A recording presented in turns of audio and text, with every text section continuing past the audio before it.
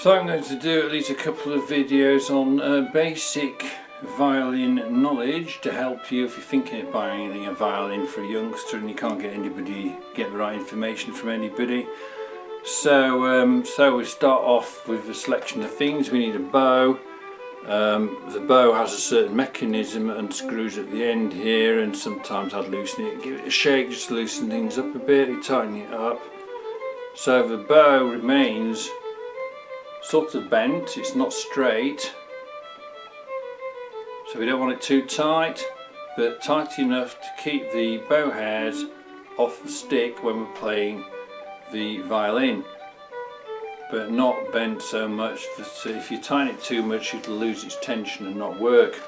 Okay, so there's this bit here called it's the heel of the bow. We can go over the bow hole separately, so I will do some videos about that. So when you get a new bow, what you will need to do is put some resin on. I'll do that in a separate video segment about resin. So without resin the bow won't work. But anyway, so that is the basic thing you need. For some other violins you can get shorter bows, so they do come in different lengths, and if we're getting technical they come in different weights also, depending on what wood they're made of, and that has quite a big effect on how playable they are. So but a basic bow for about 50 quid from somewhere like, well, I think this from String Zone will do this job for most of us. So a violin has 4 strings, G, D, A, E. It has a piece of wood called the bridge, which is not glued on or at all, it's only held on by the pressure of these strings. We've got a tail piece with adjusters for fine tuning. We've got a shoulder rest, which you would put under your chin, just like a chin rest, that's a chin rest. And then we've got wooden tuning pegs. The shoulder rest is underneath, the chin rest's on the top. Chin rest generally will always come with a violin, whereas the shoulder rest you buy separately. We have wooden pegs that want to be fairly tight but not pushed in so tight you can't shift them, but most of the time the violin would be tuned with the little tuners here, which would be built into the tailpiece. You used to get them separate, but now they tend to be built as an all one piece. I think this is a Stentor, actually it's a Hiddesin. It's a Hiddesin violin. You can get Stentor ones with a big S on there, which work perfectly fine. So we've got the fingerboard here, that's where your fingers dance around, and then the bow on here, leaving white marks of resin which needs cleaning off.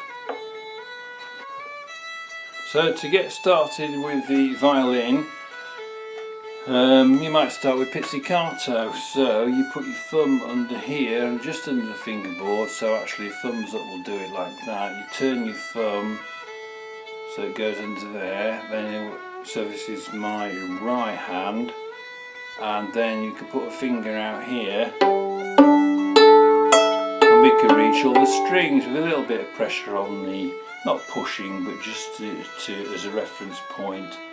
The thumb can sit on that corner of the fingerboard there. That's called pizzicato, sometimes abbreviated PIZZ on the music, otherwise known as plucking. So that's a good way to start off learning a violin, as long as you don't stay on pizzicato for too long. So to make your bow work you need to have resin on a new bow, and sometimes some music shops are not so sure about this, or I did have a mother who came to me many years ago and she couldn't get the violin working, and the only reason was that she hadn't been assisted in getting resin or getting resin on your bow. It often won't come with a violin kit, so it'll only cost you maybe £5 or less to get a block of resin that will last somewhere near forever. So what you want to do is to rub the resin onto the bow hair. Now without any resin on, or with too little resin, the bow won't grip the violin strings, just slide around, and make scratchy noises, which is no use. So the way it works, the bow has a screw on it, and this black bit's called the frog, so you can have it loose a little bit, and it should be kept slightly loose, but not loose a big lot, maybe even just like that. If you loosen it too much, it will catch in the case and the bow hairs will get broken. You do get a few broken bow hairs now and then, doesn't matter too much, there's usually plenty left unless you play the rock band like I did for a while, in which case you lose more bow hairs and gradually they all fall to pieces. So this sort of bow is probably about £50 worth from String Zone or somewhere like that, bought separately because I wrecked my other bows. So you need to tighten the bow up when you're doing your resin or putting your resin on, because otherwise you'll break all the hairs and wreck the bow. So it wants to be done while it's tight, and it's looks a bit like that.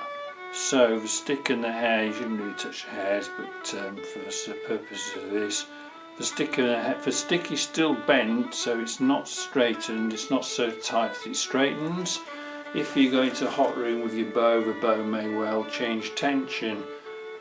So you need to be aware of, I'm certainly aware of that going into a gig somewhere where it's hot.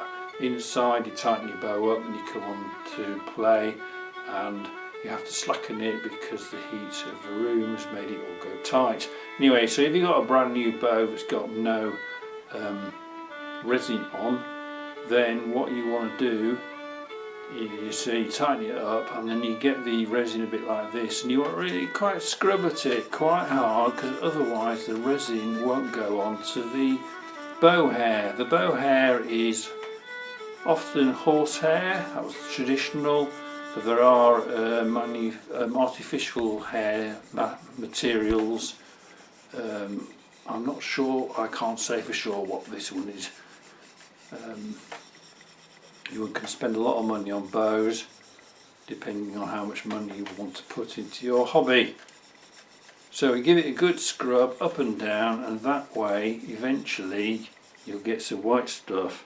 You might get too much on then and you need to wipe it off your violin when you play it, and it'll come up like a big puffy cloud, and so you don't overdo it, because too much is not useful, too little and it will you won't play properly. And the chances are for a learner violinist you might only need to do it once a month. If you practice a lot you might have to do it once a week. If you play nearly all the time like I do, you might put on a little every couple of days, not more than that though, it's just as enough. So there we go, that's a bit of information about putting rosin on your bow. Used to be from pine trees, but now it's probably imported, and you get the resin from all sorts of different trees and places, and there are variants of resin. I've never really pursued it in too much detail. The basic stuff from Hiddeson or Stentor will do the trick, and you get a little square or round block on a cloth, or it might be set in some cardboard or something. They all work pretty well. So basic view of beginner bowing, we'll go over handhold separately actually, but in terms of positioning the bow, the weight of the bow is sufficient to make a half decent sound, and we want to bow around just off the end of the fingerboard here in a straight line, parallel with the bridge.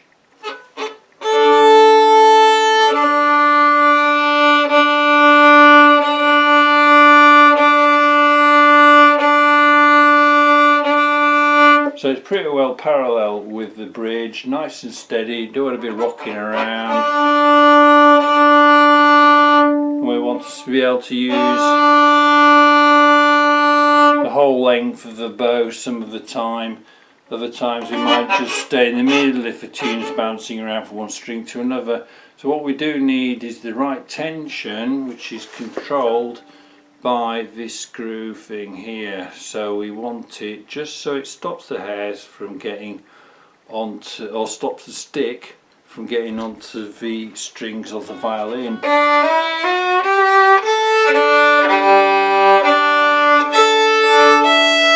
So I'll do a separate discussion about wrist action and bow hold. It all needs breaking down so that you can get an understanding of what's going on. I'll just mention actually often the E string, the finished string, will have a little pad on the bridge, so that stops the E string from cutting into the bridge woodwork. Sometimes the string suppliers will put the pad also on other strings, certainly the A string maybe, you could use it. Whether it affects the tone too much I'm not so sure, but certainly you want one on the E string.